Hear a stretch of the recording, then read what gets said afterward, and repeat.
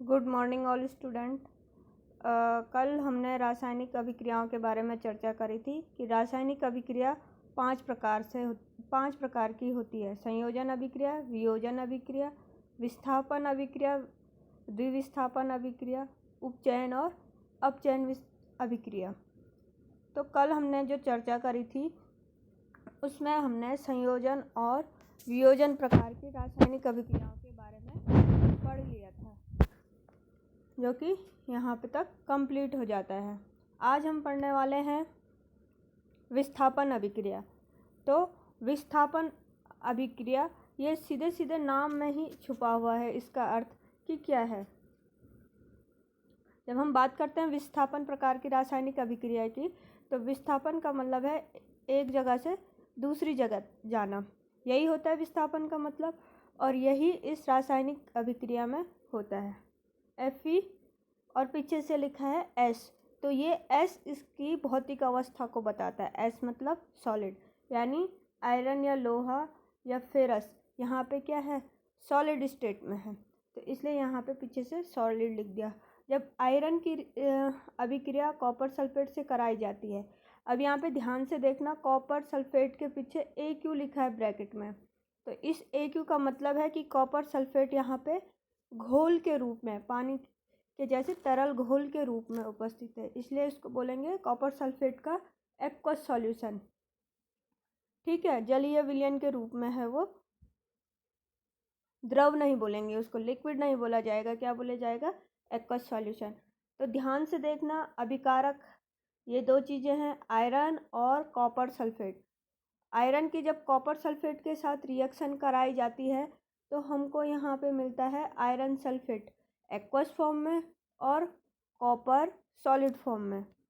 देखना ये काफ़ी मज़ेदार है कि हुआ क्या है इस रासायनिक अभिक्रिया में। यहाँ पे समझो इसको कि विस्थापन प्रकार की जो रासायनिक अभिक्रिया है उसमें क्या हुआ कि आयरन को जब हमने कॉपर सल्फेट के साथ रिएक्शन कराया, आयरन की रिएक्शन जब कॉपर सल्फेट के साथ हुई, तो जो हमारे पास रिएक्टेंट मिला, प्रोडक्ट मिला, जब हमें प्रोडक्ट प्राप्त हुआ तो वहाँ पे कॉपर सल्फेट की जगह आयरन सल्फेट मिला। यहाँ पे कॉपर सल्फेट था और यहाँ पे आयरन सल्फेट है। हुआ क्या है, यहाँ पे कॉपर है सल्फेट के साथ और यहाँ पे आयरन, यानी कहने का मतलब है सीधे सीधे कॉपर की जगह किसने ले ली है, आयरन ने। अब समझते हैं ऐसा क्यों हुआ। इसको इस प्रकार से समझो, जब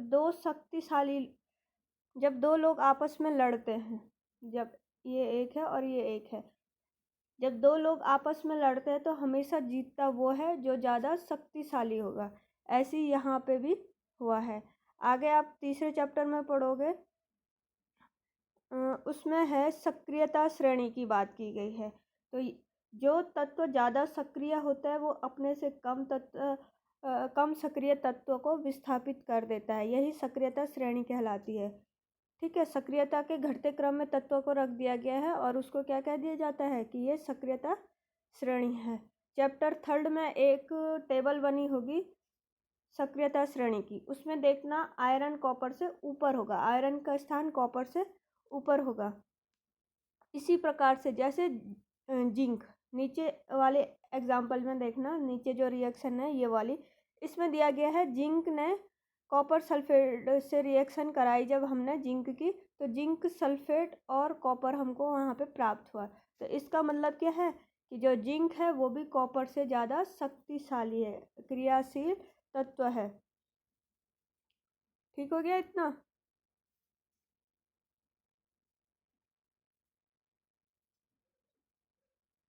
अब देखो इसको कि जब विस्थापन अभिक्रिया होती है तो इसकी परिभाषा लिखी है, आयरन यानी Fe ने कॉपर यानी Cu को कॉपर सल्फेट के विलयन से विस्थापित कर दिया है या हटा दिया है, तो इसे क्या कहते हैं, विस्थापन अभिक्रिया। नीचे जिंक और कॉपर सल्फेट की रिएक्शन हुई है, ये भी विस्थापन अभिक्रिया का एग्जाम्पल है। इसके नीचे लिखा है Pb सॉलिड स्टेट, Pb यानी लेड, इसका रासायनिक नाम क्या कहा जाएगा, इसको लेड। लेड की जब कॉपर क्लोराइड के साथ रिएक्शन हुआ तो हमको मिला लेड क्लोराइड और कॉपर, क्या मिला, ठीक है, यहाँ तक आपको कोई दिक्कत अगर है तो बता देना मुझे, इसको दोबारा से कराया जाएगा। और आपके साथ के बाकी कोई भी बच्चा रिस्पॉन्स नहीं कर रहा है तो इसको हम क्या समझे, ना ही आप क्वेश्चन कर रहे हो, ना ही टाइम पे काम सबमिट कर रहे हो, और ना ही बच्चे रिस्पॉन्स कर रहे हैं। ग्रुप में मैसेज पढ़ा जा रहा है और उसका कोई आंसर नहीं दिया जा रहा है। अब यहाँ देखो कि हुआ क्या। यहाँ पे 3 टाइप की रिएक्शन लिख दी। पहला ये है आयरन के साथ कॉपर सल्फेट की, जिंक के साथ कॉपर सल्फेट की, और लेड के साथ कॉपर क्लोराइड की। तो ये तीनों क्या है, विस्थापन प्रकार की रासायनिक अभिक्रिया। जो तत्व, जैसे यहाँ पे आयरन, यहाँ पे जिंक और यहाँ पे लेड, कॉपर को विस्थापित कर रहे हैं, तो वो क्या है, अधिक सक्रिय है कॉपर से। सक्रियता श्रेणी में इनका मान अधिक है। तो नीचे लिखा है कि जिंक लेड कॉपर से अधिक सक्रिय तत्व है। इसको याद रखना, यहाँ पे टेबल आएगी सक्रियता श्रेणी वाली, जिसको समझना बहुत ज़रूरी हो जाता है। सेकंड टॉपिक की बात करते हैं, इसके बाद चलेंगे नेक्स्ट टॉपिक की ओर। पहले इसको पेज को सही कर लेते हैं।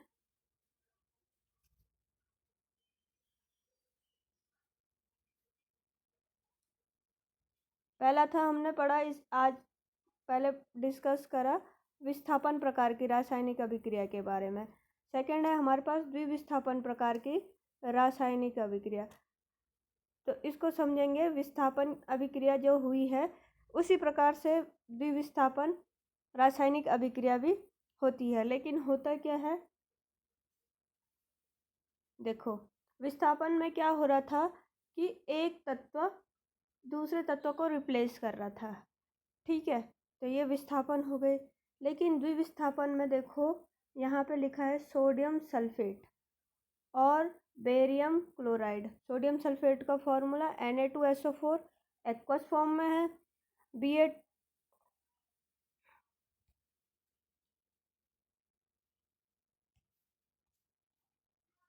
ठीक है, सोडियम सल्फेट एक्वस फॉर्म में है, बेरियम क्लोराइड भी एक्वस फॉर्म में है। इन दोनों की जब रिएक्शन करी गई तो ये दोनों आपस में अदला बदली हो गए। अदला बदली होने का मतलब क्या है, इधर जब हमारे पास उत्पाद मिला तो यहाँ पे क्या बना, पहले था सोडियम सल्फेट और रिएक्शन होने के बाद बना बेरियम सल्फेट।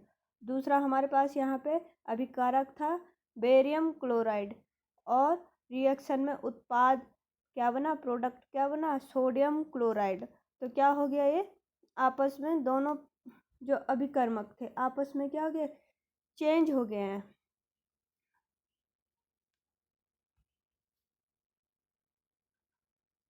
ठीक है, इतना इतना आपको समझ आ गया होगा।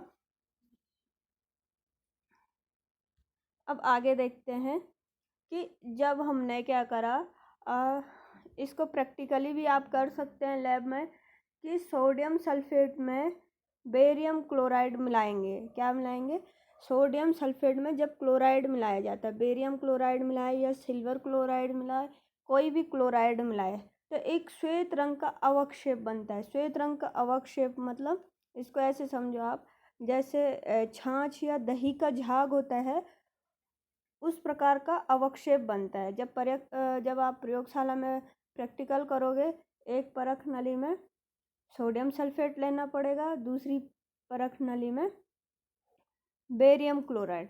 तो जब बेरियम क्लोराइड को सोडियम सल्फेट में मिक्स करोगे तो सोडियम सल्फेट में क्या होगा, ऊपर ये जो टेस्ट ट्यूब होगी इसके ऊपर ऐसे वाइट कलर का झाग बन जाएगा पूरा, जैसे दही बनती है उस टाइप की, तो उसे ही अवक्षेप कहा जाएगा।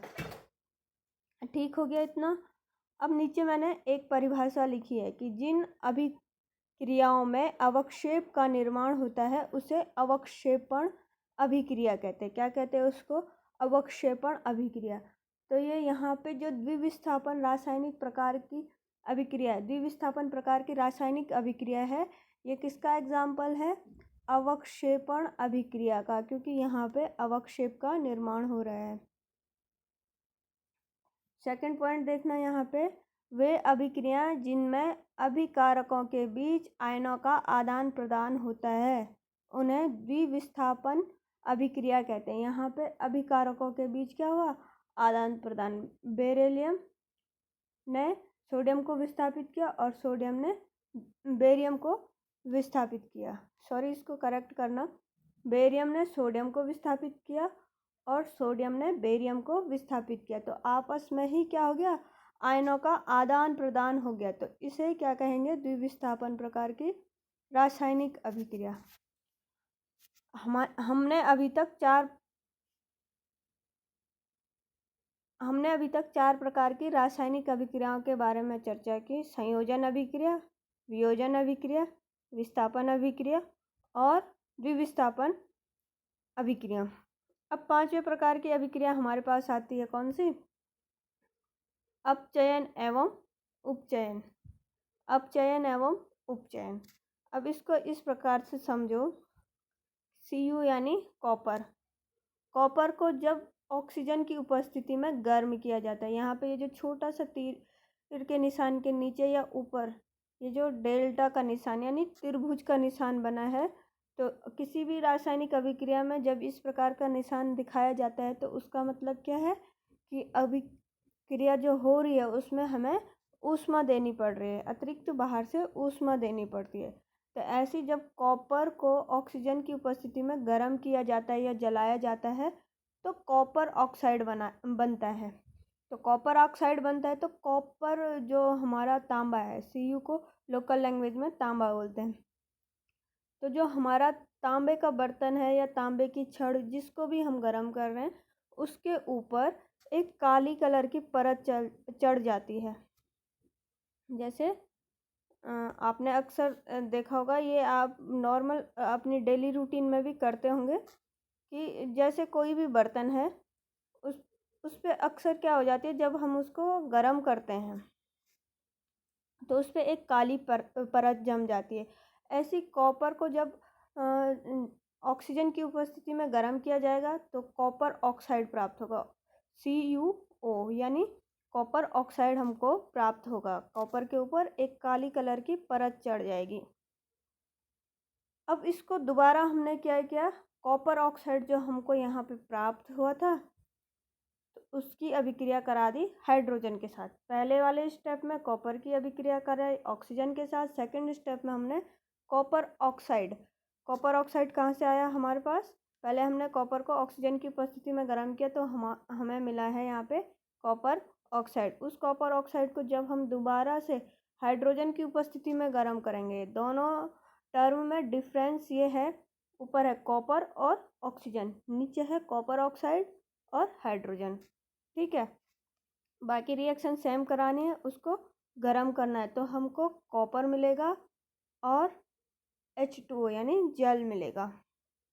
तो ये जो कॉपर है तांबा, ये क्या हो जाएगी, भूरे रंग की परत मिलेगी इसमें, यानी काले रंग की परत हट जाएगी और जो उसका मूल रूप में जो रंग था वो हमें दिखने लग जाएगा। तो होता क्या है, इसको थ्योरेटिकली समझेंगे, जब कॉपर ऑक्साइड के ऊपर हाइड्रोजन गैस प्रवाहित की जाती है तो सतह की काली परत जो है भूरे रंग की हो जाती है, क्योंकि विपरीत अभिक्रिया संपन्न होती है। विपरीत अभिक्रिया कैसे संपन्न हुई, यहाँ पे जो अभिक्रिया हुई हमको अभिकारक से जो उत्पाद प्राप्त हुआ उस उत्पाद को हमने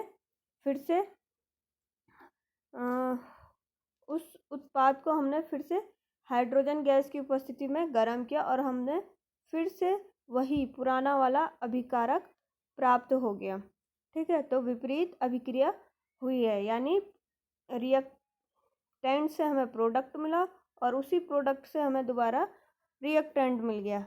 तो इसको समझो कि जब कॉपर ऑक्साइड के ऊपर हाइड्रोजन गैस प्रवाहित की गई तो सतह की काली जो परत थी वो हट के कैसी हो गई, भूरे कलर की हो गई, क्योंकि विपरीत अभिक्रिया संपन्न हुई है।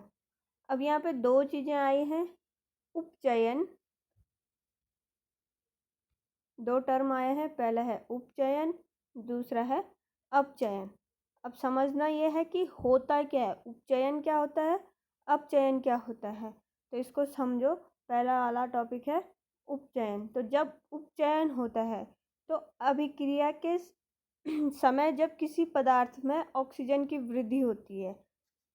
अब देखो यहाँ पे दो रिएक्शन लिखी थी हमने, पहली और दूसरी। तो ये जो पहली वाली है, यहाँ पे पहले हमारे पास केवल कॉपर था, प्रोडक्ट में हमको कॉपर के साथ ऑक्सीजन, कॉपर ऑक्साइड मिला। तो ये क्या हो गई, उपचयन की डेफिनेशन, उपचयन का एग्जाम्पल है कि जब हमें अभिक्रिया के समय किसी पदार्थ में ऑक्सीजन की वृद्धि हुई। पहले यहाँ पे कॉपर था और ऑक्सीजन की वृद्धि होने के पश्चात ये बना कॉपर ऑक्साइड, तो इसको बोलेंगे उपचयन। ऐसी अपचयन क्या होता है, यहाँ पे डेफिनेशन लिखी है। अभिक्रिया में जब किसी पदार्थ में ऑक्सीजन का ह्रास होता है तो क्या कहलाता है, अपचयन कहलाता है। यहाँ पे जो सेकंड रिएक्शन लिखी है ये वाली, ये क्या है, अपचयन प्रकार की रासायनिक अभिक्रिया।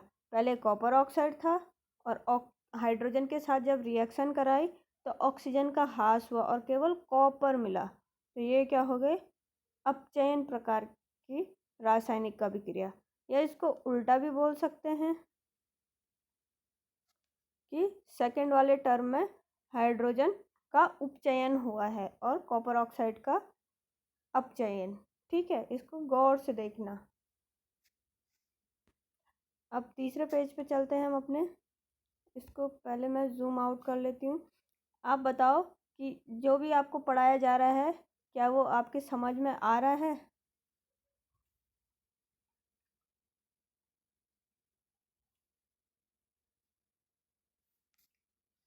अब है यहाँ पे डेफिनेशन लिखी गई है कि जब क्या होता है, किसी भी अभिक्रिया में एक अभिकारक अपचयित होता है और दूसरा अभिकारक उपचयित होता है, जैसे यहाँ पे था।